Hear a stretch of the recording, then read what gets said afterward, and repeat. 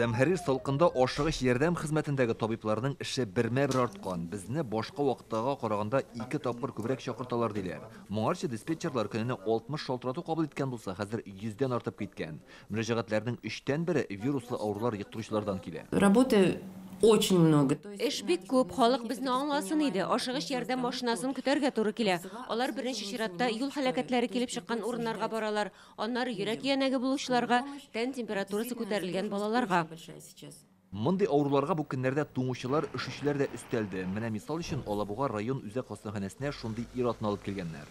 Он употреблял алкогольные напитки, вышел на улицу. Ул исерткеч ичемлекләр кулланган, аннары урамга чыга, бик нык туңган, тән температурасы төшә, юка гына куртка кигән була.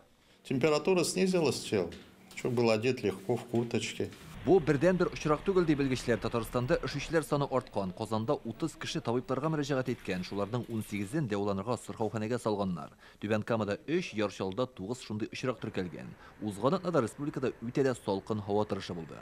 Какую помощь мы еще можем дома при общем переохлаждении? Кеше бик нык туңса, аны җылыту мөһим. Ваннага керткәндә су температурасын 20дән 40 градуска кадәр җиткерергә кирәк. Һәм авыртуны баса торган дарулар бирәбез. Зурларга аналгин, ә балаларга парацетамол.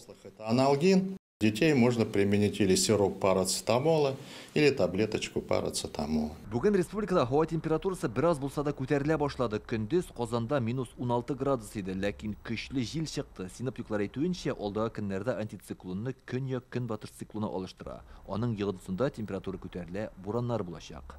Илдар Сафиуллин, Гөлнар Шайхи, Айрат Шайгалямов, Яңа Гасыр каналы.